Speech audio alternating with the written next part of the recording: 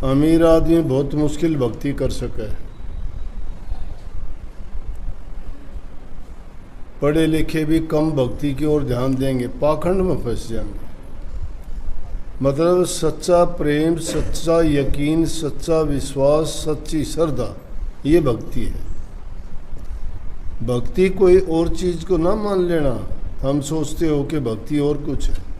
भक्ति हमारे कर्म में है।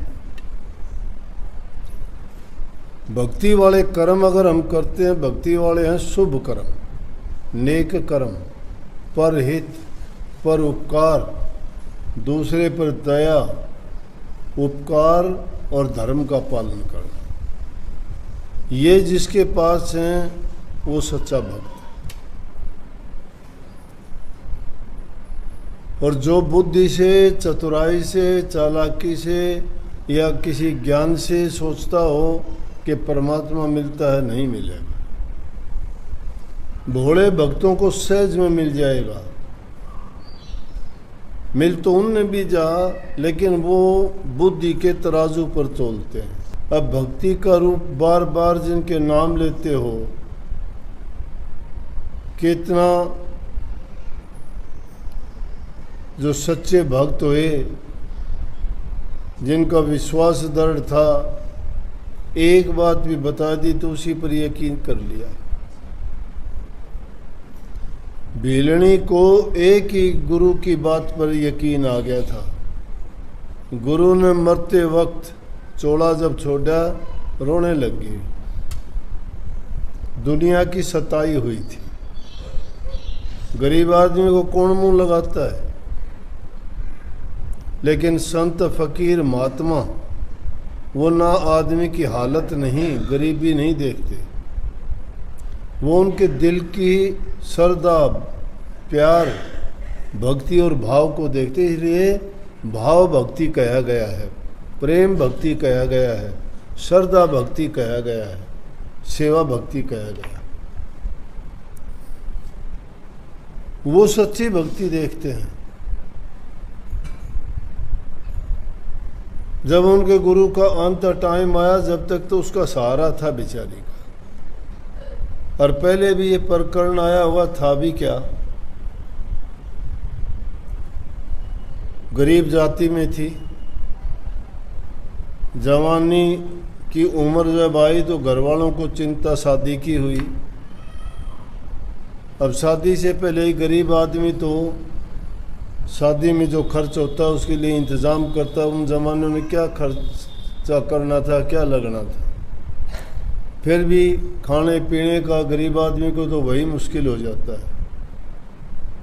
उसके पिता ने, कहते हैं, कई अलग अलग अनेक प्रकार की बात हैं।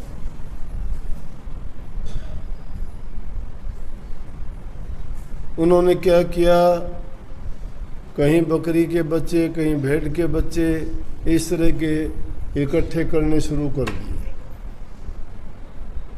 तो एक दिन वो पूछने लगी अपनी माँ से कि इतने जानवर ये किस लिए रोक रखे हैं। बोले बेटी शादी करनी है ना तेरी।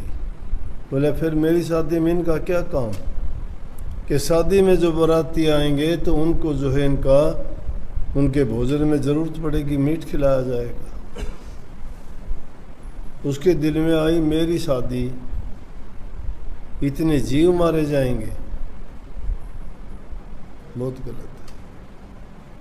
तो कहते हैं उनका तो जो बंद कर रखे थे वो तो खोल के भगा दिए और आप भी घर छोड़ के निकल गए। अब जाति कहाँ, गरीब जाति की, रूप भी नहीं, कुरूप, काला रंग, धन भी नहीं, कोई ठिकाना भी नहीं, कोई जान पहचान भी नहीं, कोई ज्ञान बुद्धि भी नहीं, कहीं घर से निकली ही नहीं।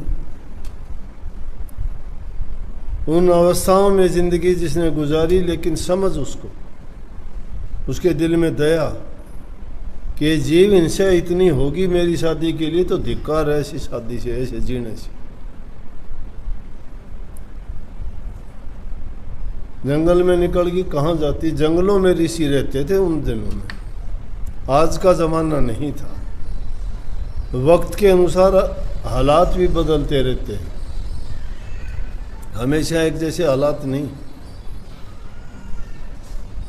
सभी काम टाइम के अनुसार होते हैं।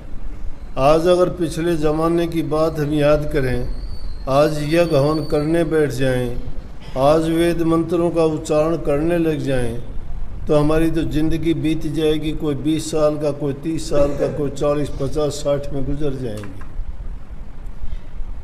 वो ऋषि लोग तो उनकी लाखों वर्ष उम्र होती थी, कई कई हजारों वर्ष तक तप किया। 60-60, 70-70 हजार के लेख मिलते हैं।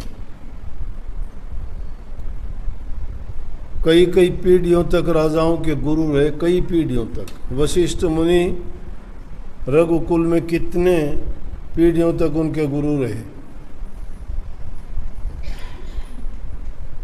तो इस तरह से जब उसको कोई ठिकाना नहीं, तो उसको साधुओं की कुटिया नजर आई।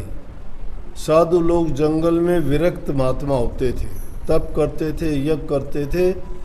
ये भक्ति का उस टाइम में बड़े से बड़ा साधन था। आज की तरह आज के युग में भक्ति के 3 साधन हैं: नाम का सुमरण करना, ध्यान करना और शब्द का सुनना। इनको सुमरण, भजन और ध्यान के नाम से जानते हैं। उस टाइम में सुमरण तो जब भी था, सुमरण मंत्रों का था। जो भी मंत्र वो लेते थे उसी मंत्र का जाप करते थे। माला का फेरना, मंत्रों का जाप करना, ये था। लेकिन जो जो समय बीतता गया उसके अनुसार हालात बदले। यज्ञ हवन नहीं रहे, पूजा पाठ नहीं रही, माला और ये चीज़ें नहीं रही। अब तो सिर्फ भक्ति नाम के सुमरण से बताइए, नाम से ही कल्याण बताया जीव का। गए ऋषियों के पास, अब यूं कैसे चली जाए अनजान। देखा, उन्होंने बोला कौन है तुम? उसने अपनी हालात बताई, भाग यहाँ से। उन्होंने भी भगा दिया। जाती कहाँ, घर तो छोड़ के आई थी।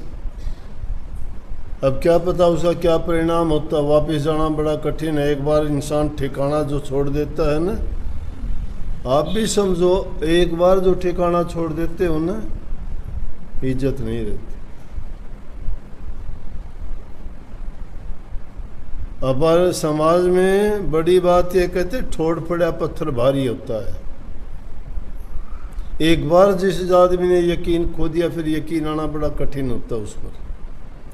कबीर साहब कहते हैं, एक बार परखियर ना वो बारंबार, बालू ताहे किरकरी जो छाणो 100 बार।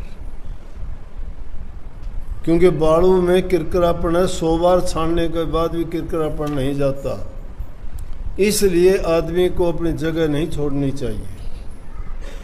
आप लोगों को विशेष रूप से कहता हूँ, शादी के बाद में थोड़ी बहुत अनबन हो जाती है, सास ससुर से नहीं होती, पति से नहीं बनती, घर परिवार में कोई छोटा मोटा कहा सुनी हो जाती है, तो घर छोड़ के नहीं जाना चाहिए। वहीं रह के अपना सुलझेड़ा करना चाहिए। प्यार प्रेम से बात करके उस बात को वहीं सुलझा लेना चाहिए। नहीं तो जो जो टाइम गुजरता जाता है वो बात भारी हो जाती है। और वो भारी होने के बाद में जब ठिकाना इंसान का छूट गया, तो उसकी उस हवा भरे हुए फुटबॉल की तरह से हो जाती है। यहाँ से ठोकर लगी वहाँ, वहाँ से ठोकर लगी वहाँ, क्योंकि ठिकाना छूट गया।